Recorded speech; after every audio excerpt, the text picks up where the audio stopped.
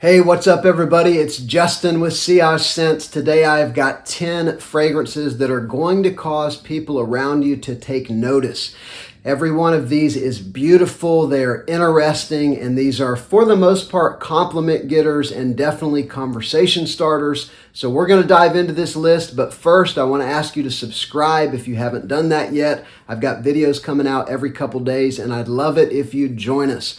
Also, let me know in the comments, what are some fragrances you are wearing that people are noticing and asking you about? We'd love to hear about that down in the comments section. All right, I'm going to start out by two from the same brand. The first one is a beautiful blue fragrance with some iris. I'm talking about Dunhill Century Blue. And so this one, think Ambroxan with some C notes. It's got some orange in the opening, so some sweet citrus in the opening. It's got a little bit of spice, a little bit of pepper in it. It's got some neroli, and then it's got some iris, a noticeable fresh iris note that works really well in a blue fragrance. This one's super interesting and very affordable. I think you can get it for in the low $30, fragrancebuy.ca. I'm going to show you another one from Dunhill, probably their most popular and my favorite so far from the brand. I'm talking about Dunhill Icon.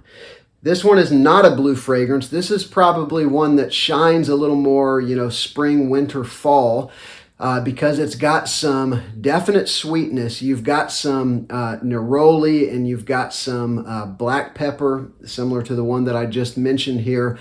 You've got some sweetness and spiciness in the opening, but it comes across somehow as kind of a fizzy cola, which is very interesting, almost like a grape soda. It's been said, and I believe it's true. But then whenever you get into the heart and the base of this fragrance, you've got a little bit of leather, you've got a little bit of oud, you've got some darker notes that give it sort of a mysterious vibe that is so alluring. I mean, this thing is in a category of fragrances that I absolutely love, which is sweet, bright fruitiness with some darkness that comes in to kind of sneak up on you.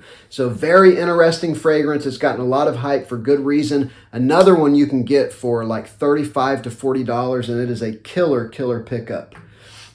All right, next up, I'm going to go two from the same brand again.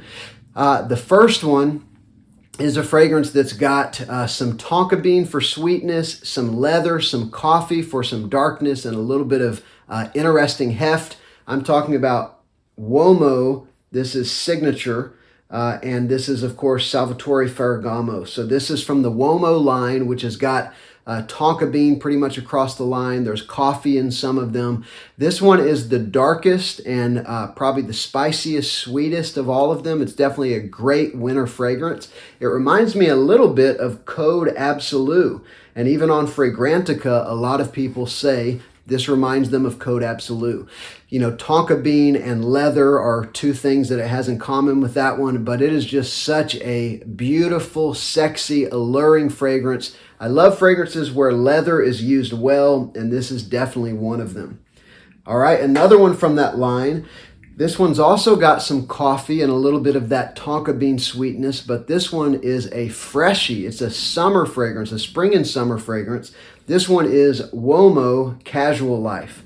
And I don't know how they did it, but they used some violet leaf to give that sort of airy, ozonic feel, a little bit of a lemon in the opening, and then you've got that coffee and a little bit of that sweetness coming through, and it totally matches with Uomo Signature and the original Uomo, but it's turned into a summer and spring fragrance. So very interesting, very addictive fragrance that I absolutely love. I think one of the most interesting summer fragrances you can get, and you can get the 100 ml like this for less than $40. Killer pickup. All right, one more brand where I've got two from. First, I'm going to mention one that is a blue fragrance that's in my top 3 favorites out of over 20 blue fragrances that I have. This one is different. It's interesting. This is Coach for Men, and you've got some pear in the opening. You've also got a good dose of black pepper. And of course, you've got ambroxan, making it similar to a lot of other blue fragrances. But then you've got some leather in the base of this one. Something about that pear and that pepper and that leather mixing together make this such a beautiful, attractive, definitely mass-pleasing blue fragrance. This one was one of the best-selling fragrances of 2022, I believe, which is crazy to think about. But people are smelling this one and saying, wow, I've got to get a hold of that Coach for Men. It is a banger. Another one in the same line, this is Coach for Men Platinum in this fingerprint magnet bottle.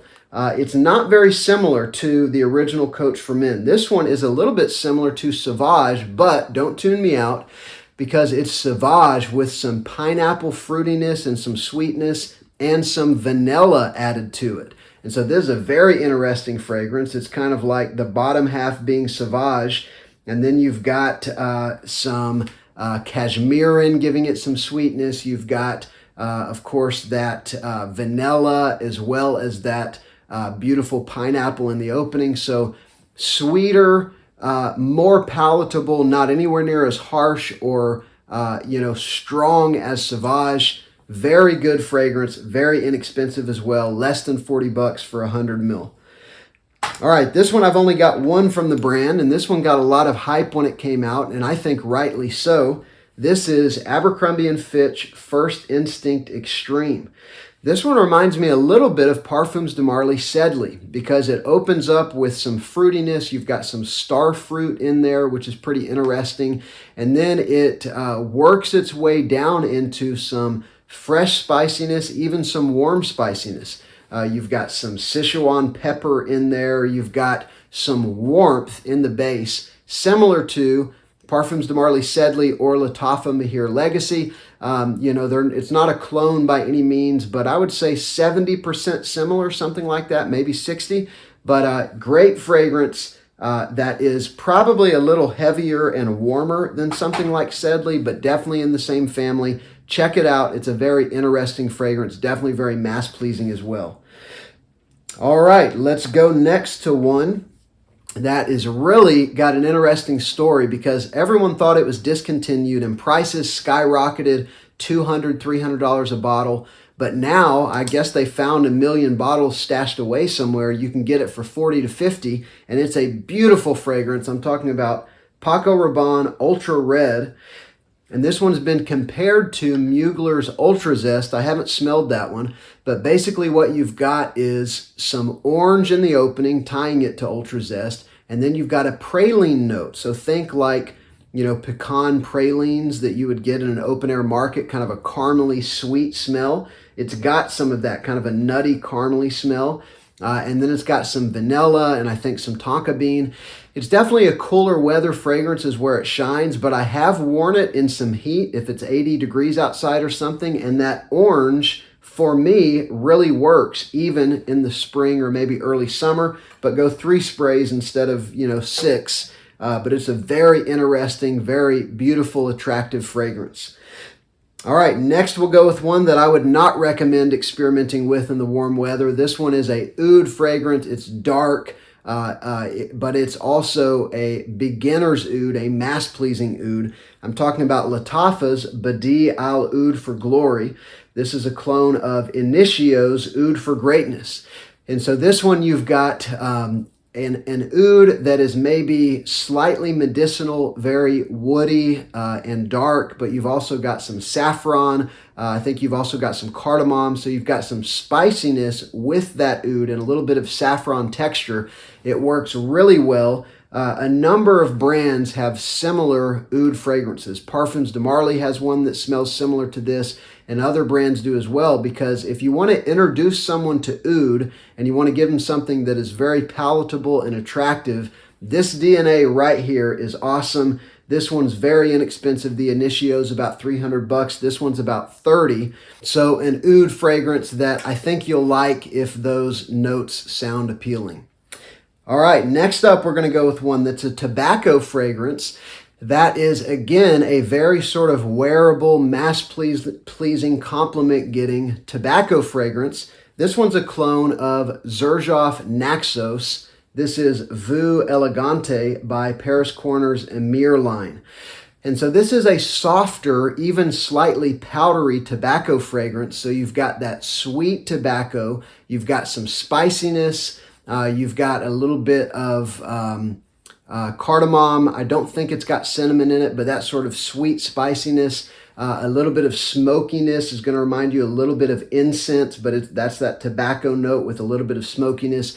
It's very similar to something like Insurrection Pure or Insurrection Wild 2, which is a clone of Mugler's Pure Havane, but it's like half as strong. It's just softer. It's not as dark. It's not as in your face. It's not as potentially offensive. This one is a softer, easier to wear, I would say spring, fall, winter tobacco fragrance. Very alluring.